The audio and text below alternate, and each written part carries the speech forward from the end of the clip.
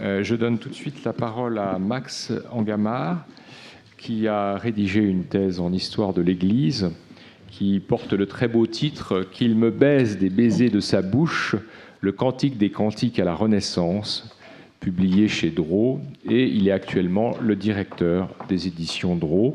Et il a également édité notamment des sermons de Calvin sur la Genèse et sur Ésaïe. Merci. Bien imprudemment, j'avais accepté de parler de Joseph. Alt testamentaire, que venais-je faire dans cette galère, même construite par un charpentier? Puis, Joseph, il faut que... Ça, c'est pas le mien.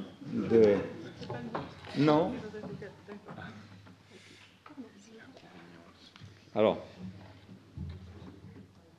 je laisse en suspens comme cela, mais c'est vrai que c'est, pour un parpaillot que je suis, cette immersion dans une piété et des études sur Joseph a beaucoup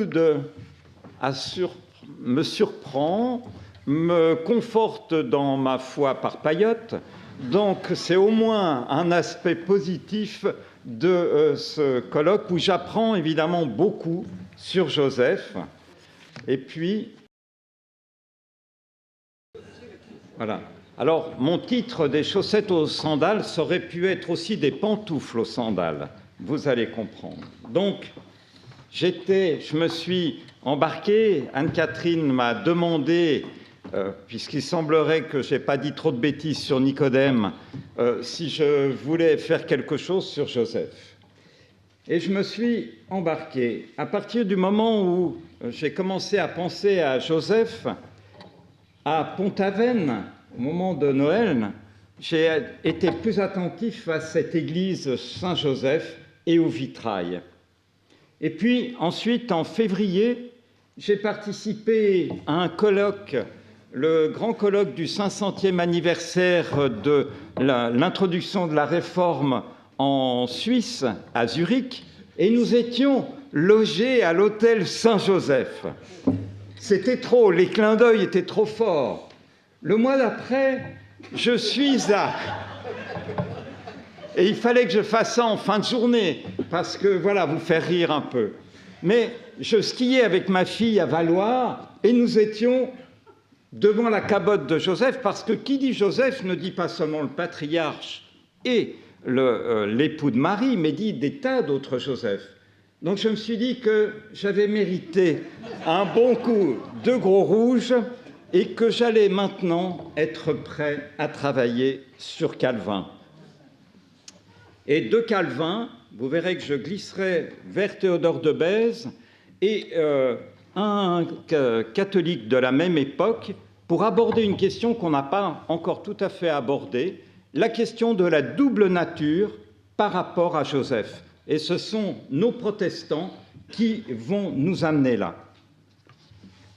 Calvin écrit un traité des reliques qui paraît en 1545.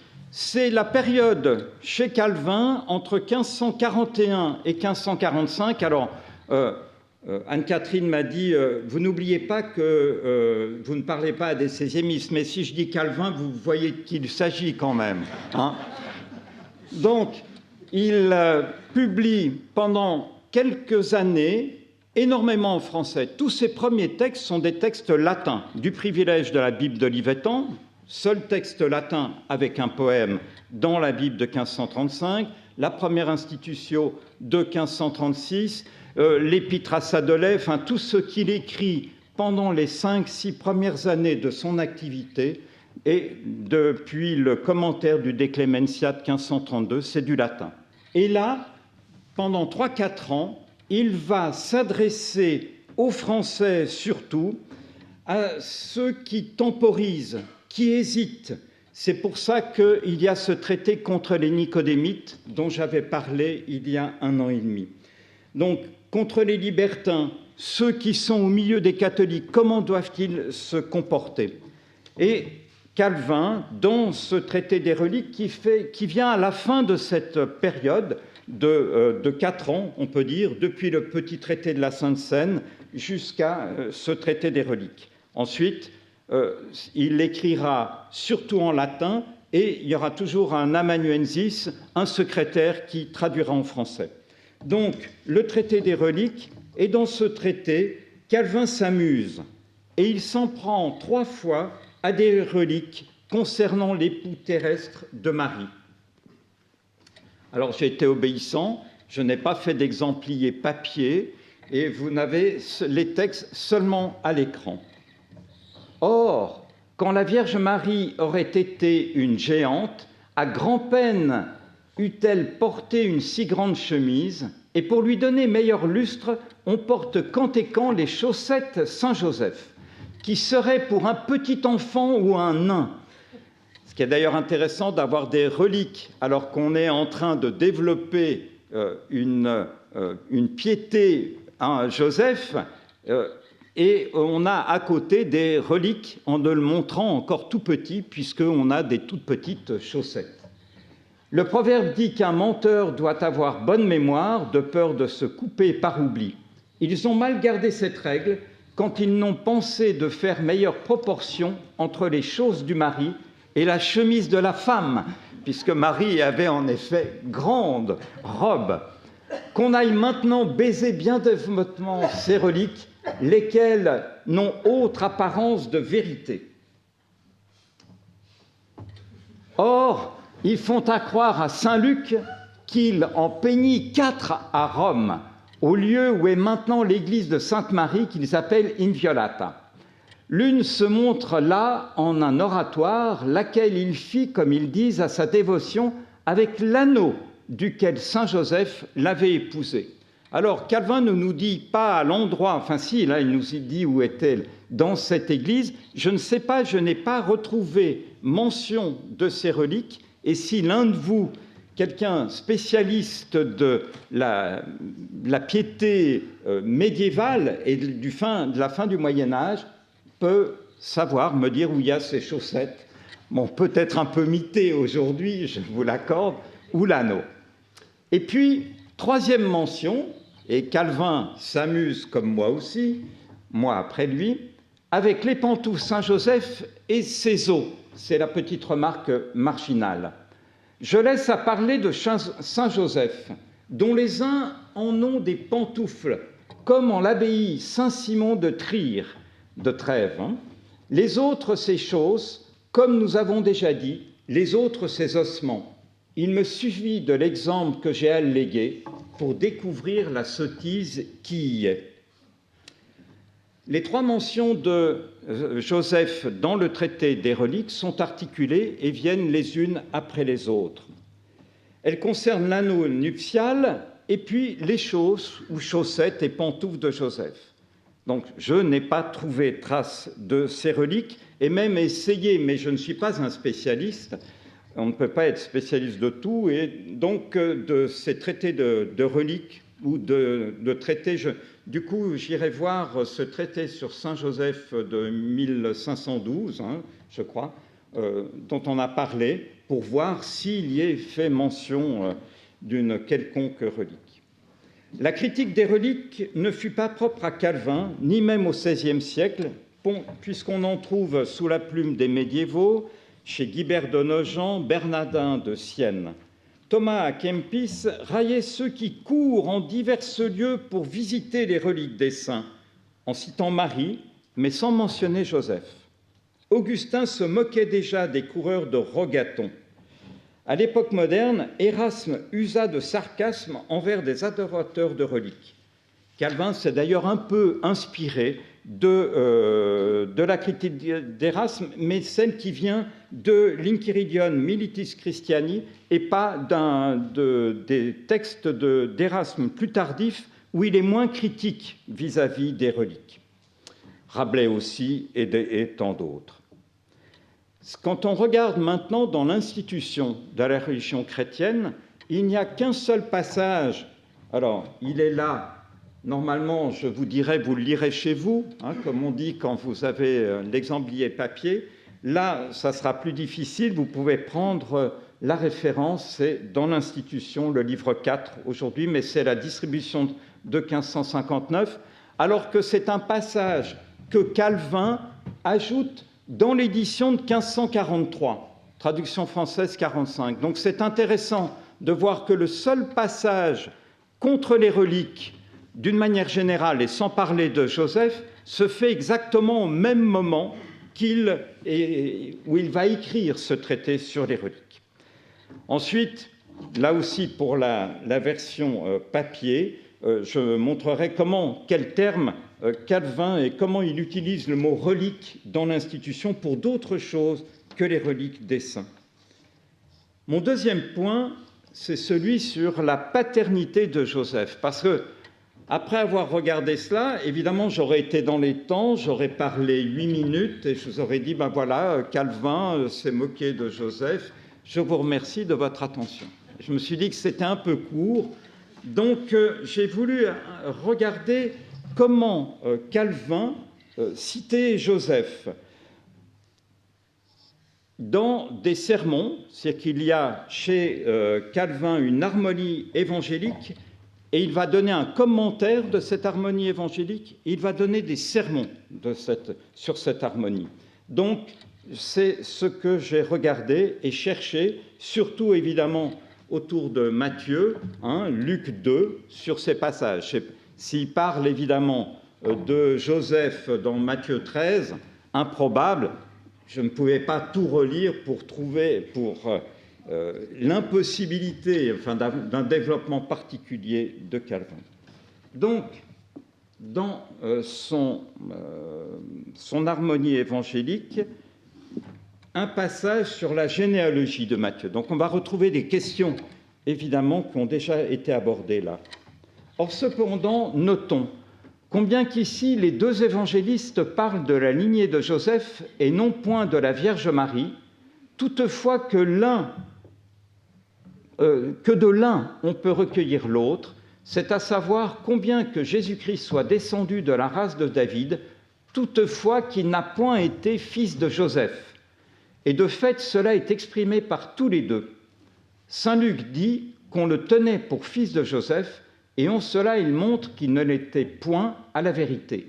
Vous voyez, l'utilisation, la mention permet à Calvin d'insister encore. Saint Matthieu dit « dont est venu Joseph, mari de Marie, laquelle a engendré Jésus-Christ ». En cela, nous voyons qu'ils ont bien voulu testifier que Jésus-Christ n'était point descendu de la race de David à cause qu'il fut fils de Joseph. Et comment donc pourrons-nous juger par l'histoire présente que c'était celui qui avait été promis tant à Abraham qu'à David? Ça a été une chose commune de ce temps-là, que chacun prenait femme en sa lignée, comme aussi la loi y était. Donc on a vu la qualité d'orateur, de rhétoricien d'Augustin. Chez Calvin, c'est pas mal aussi, pour arriver à démontrer que Jésus n'est pas fils de Joseph. Le chapitre 2 de l'évangile de Luc est plus problématique, puisqu'il est parlé plusieurs fois du Père de Jésus. Dans le 31e sermon sur Luc 2, 28-33, Calvin traduit d'abord le verset 33, « Et son père et sa mère étaient émerveillés des choses qui étaient dites de lui. » Tout le sermon est consacré à ces 6 versets. Quand Calvin commente le verset 33, il mentionne Joseph et Marie, puis seulement l'enfant. Ils étaient émerveillés sur toutes les choses qui étaient dites de l'enfant. C'est comme ça qu'il recite le verset dans la prédication. Le prédicateur n'utilise pas les mots de père et de mère, évitant de rappeler une paternité de Joseph qui lui dénie. Et je pourrais vous citer, et je vous donnerai dans la version écrite, un certain nombre de textes comme cela, où c'est très clair que Calvin dénie à Joseph une quelconque paternité que ce soit.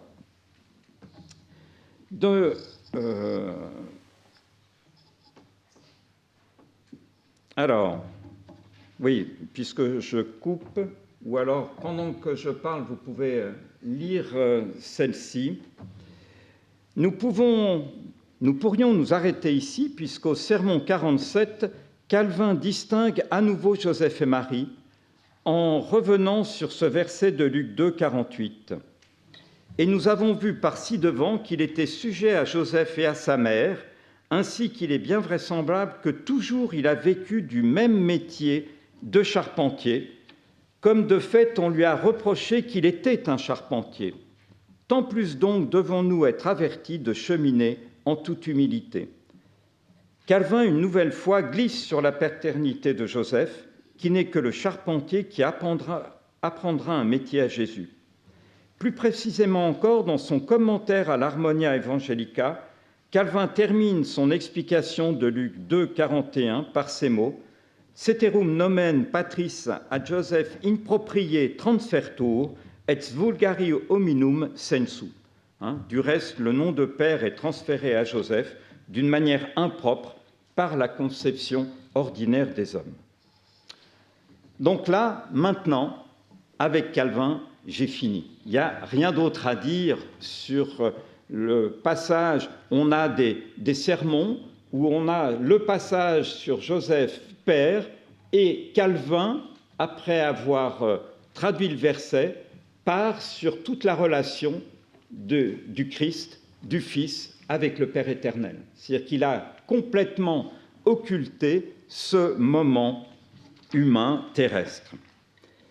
Depuis Lausanne, en 1556, Théodore de Bèze, vous voyez qui est Théodore de Bèze, quand même un peu le successeur de Calvin à Genève, mais qui, ayant quitté Paris en 1549, et s'installe à Lausanne, où il va être professeur de grec. Depuis Lausanne, en 1556, Théodore de Bèze va user d'une autre doloire et d'une vieille gouge pour dégager une explication peu calvinienne. Joseph, père du Christ.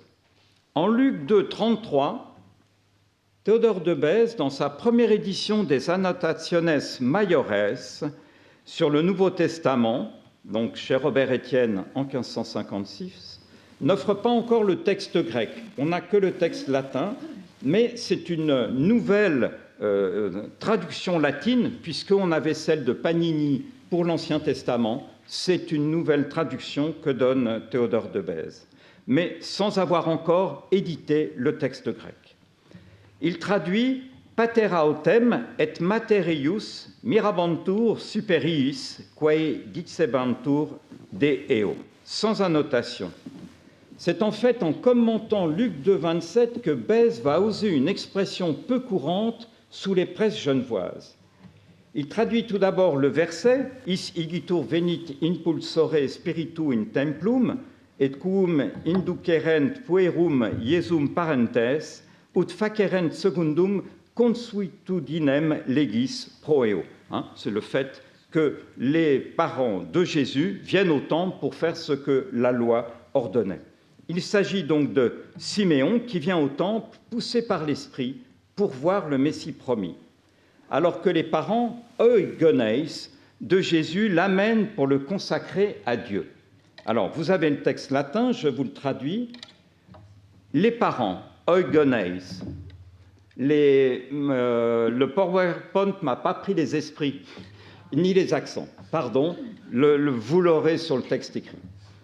C'est ainsi qu'on trouve écrit l'expression dans tous les manuscrits, dans ce verset et dans un autre peu après, c'est au verset 41. Il ne fait pas de doute que l'évangéliste considère l'opinion commune plutôt que la chose elle-même. En effet, comme il le rappelle ensuite, Joseph était considéré comme le père du Christ, Christi pater, patré là dans le texte. Et peu après, au verset 33 et 48, il est appelé ainsi. Cependant, comme le dit joliment Grégoire de Nazianze, le Christ, en tant qu'il est Dieu, se manifeste sans mère, le a materor, et puis en tant qu'il est homme, sans père, a pator. Je crois qu'on n'a pas encore vu ces occurrences. Et inversement, parce qu'il est un, Il a un père et une mère, mais le Christ est Dieu, et il est aussi cet homme, parce qu'en lui-même les natures opposées ou diverses et séparées sont unies. Ce n'est ainsi pas pour cette raison que les Ébionites, c'est une secte ascétique judéo-chrétienne primitive, ou d'autres hérétiques ont conclu de ce verset et d'autres semblables que Jésus fut fils de Joseph. La version de la Vulgate a ajouté l'adjectif son à autou. En tant que Christ est Dieu, il est sans mère, en tant qu'il est homme, il est sans père. En effet, Grégoire de Nazianze, d'une manière très synthétique, nous définit bien ce Jésus et le rapport à ses parents. Théodore de Bèze s'appuie sur la double nature du Christ et sur une expression de Grégoire de Nazianze pour affirmer que Joseph est père de Jésus, Jésus-Christ, c'est Christi Pater, alors qu'il avait commencé son argumentation en estimant qu'il ne faisait pas de doute que l'évangéliste avait considéré l'opinion commune plutôt que la réalité. C'est ce qu'il nous dit. Il n'en demeure pas moins qu'il appelle Joseph père du Christ. L'expression est osée, peu calviniste, pour un helléniste enseignant alors à Lausanne. Bèze n'arrivera à Genève qu'en 1558. In ipso diverse distincte que nature coaluerunt. Jamais Calvin ne parle ainsi de la double nature du Fils. Dans un chapitre essentiel de l'Institution, c'est le 2.14, rédigé dès 1536, complété après l'affaire Servet, donc de 53, dans l'édition de 59, Calvin a montré comment les deux natures sont une seule personne au médiateur, commodo due nature mediatoris efficient personam. Calvin n'utilise pas distincta et une seule fois diversa, et encore dans la comparaison pédagogique qu'il fait entre la double nature chez le Fils et l'âme et le corps chez l'humain. L'adjectif diversa et l'expression qui le contient ne sont d'ailleurs pas rendus en français. C'est un passage de l'Institution, c'est lui qui se traduit lui-même, et il n'a pas rendu ça en français. Donc c'est intéressant de mettre le point sur cela. Bèze utilise un vocabulaire qui lui est propre, et vous allez voir comment ça va devenir emberlificoté dans les années qui viennent, en voulant tenir la double nature et le Christi Pater. D'une certaine manière, Calvin spiritualise immédiatement la double nature, ne mentionnant qu'en passant, mais à l'initiale de sa démonstration, que la parole a pris chair dans le ventre de la Vierge. Il le dit bien, mais juste en passant. C'est Jean 1,4, verbum carnem esse factum, la parole a été faite chair, qui est le point de départ de sa réflexion et de sa démonstration sur la double nature du Verbe, en relevant les textes scripturaires qui confirment celle-ci. Retour à Bèze, après ce petit passage pour montrer que Calvin est vraiment, dans l'expression et dans la pensée, quelque chose de tout à fait différent que ce que Bèze nous propose. Pour justifier son emploi de Père de Christ, Bèze s'appuie sur la réitération au verset 33 et 48 du mot « pater ». Au verset 48, Luc utilise en effet l'expression « o pater su », « patertus » en latin, alors qu'au verset 33, si la tralatio communis, je n'aime pas utiliser vulgate avant la vulgate du Concile de Trente et la Sixto-Clémentine, donc je préfère tralatio communis, propose pater eius. La tradition grecque se partage entre o pater, autou, et Joseph. Au verset 33, Erasme a simplement proposé o pater cae e meter autou, traduisant en latin pater et mater eius. Étienne, dans son grand Novum Testamentum de 1550, Robert Étienne, donne Joseph cae e meter autou, en ajoutant en marge la variante au pater. Vous voyez, donc c'est Joseph ou c'est le père. Et on a les deux possibilités qui sont offertes et ce que donne aussi bien Bèze que Robert Estienne.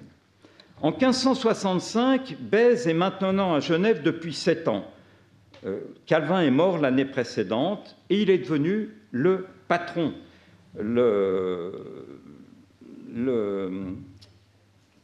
comment le nom m'échappe, le modérateur de la Compagnie des Pasteurs. C'était pendant toute sa vie, il va être le chef de la Compagnie des Pasteurs.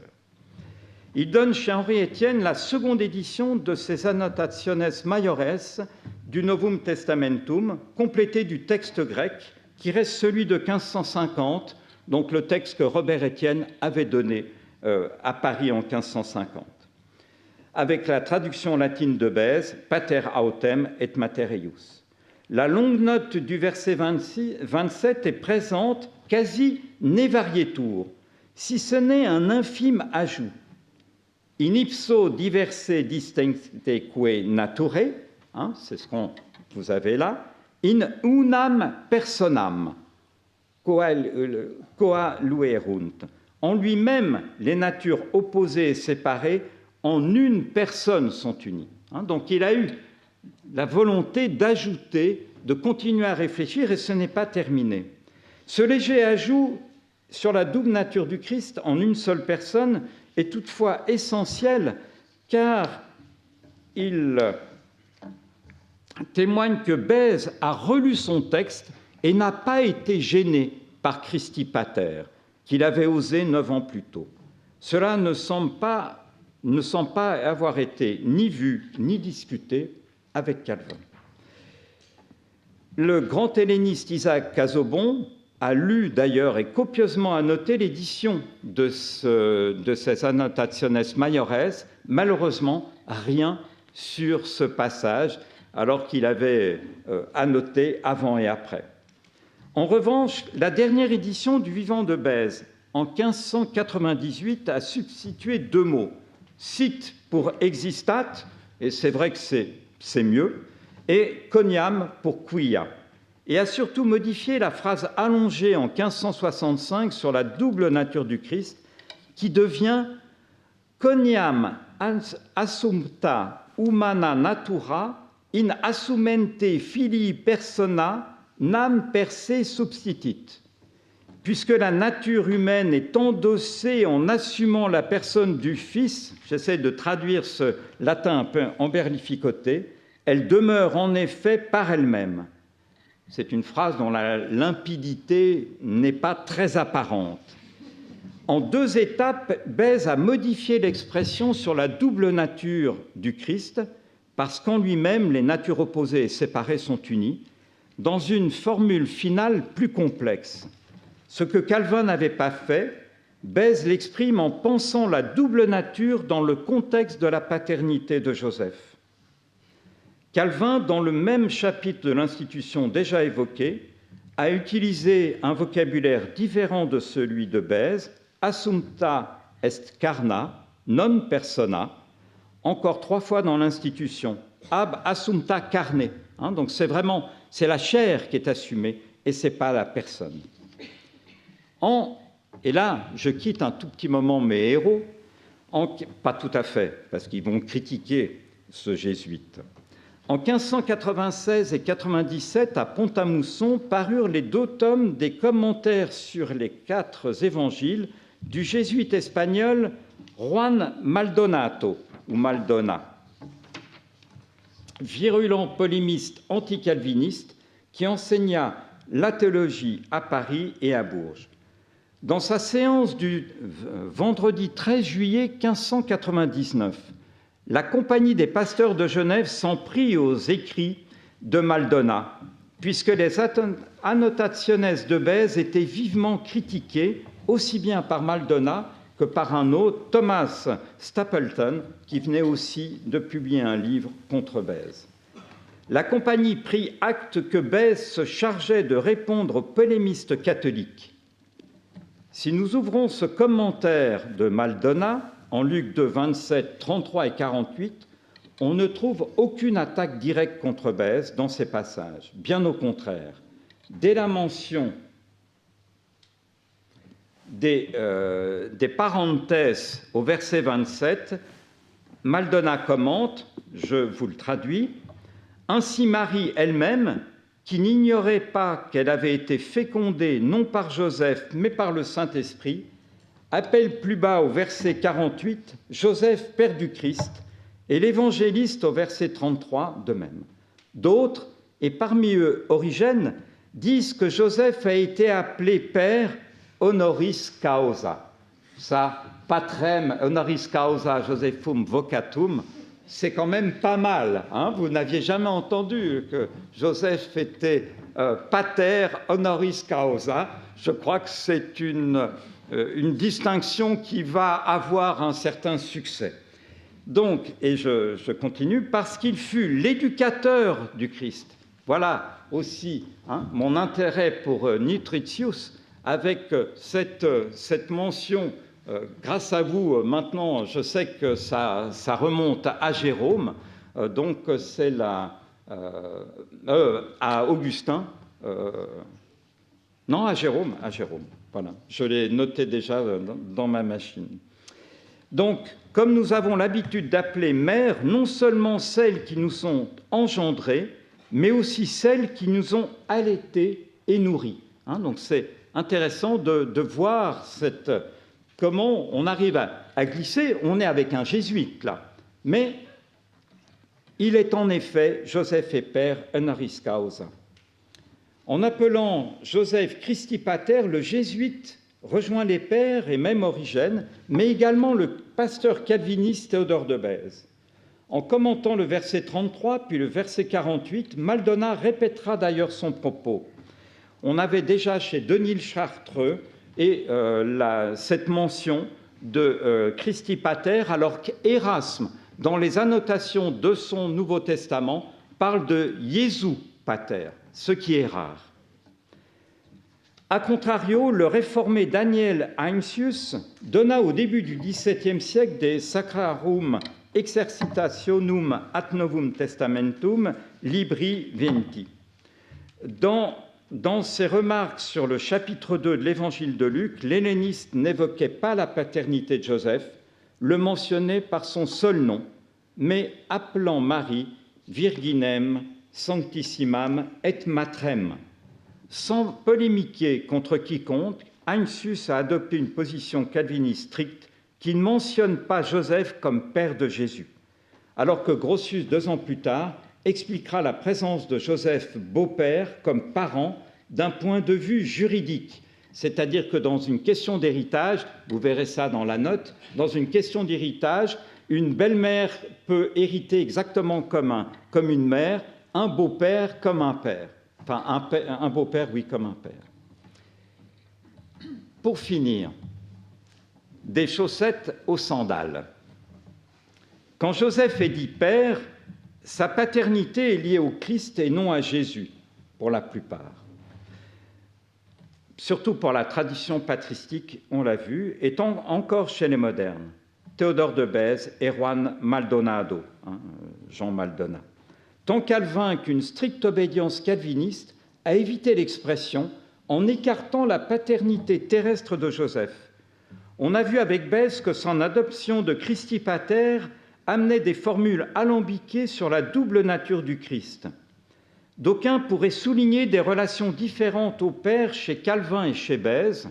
On pourrait aussi ajouter chez Érasme, vous savez qu'il était fils d'un prêtre et il était malheureux d'être un bâtard, c'est une tare qu'il a portée. Donc on pourrait voir entre les pères de Calvin et Érasme d'un côté et celui de Bèze de l'autre, celui du second, une génération plus tard, se montrant plus accueillant et compréhensif. Psychopédagogue de formation lointaine, j'éviterai toute projection et même une analyse clinique posthume. Quoique, et c'est ce que je veux relever, la figure de Joseph nous renvoie à une attitude paternelle confiante et bienveillante qui élève et qui n'abaisse pas. Pater honoris causa est l'expression et celle d'un jésuite. Joseph a bien mérité les sandales, non de Mercure, mais celles dont parle l'apôtre en Éphésiens 6,15, les sandales du zèle de l'évangile de paix. Et je vous montre une sandale peinte par Georges de la Tour pour les Carmes d'Échaud, évidemment étonnant, les Carmes d'Échaud avec une sandale, car Robert Campin ou ses copieurs ont chaussé Joseph de chaussures en cuir à haute semelle de bois, trop luxueuse pour un charpentier, même pater honoris causa. Je vous remercie.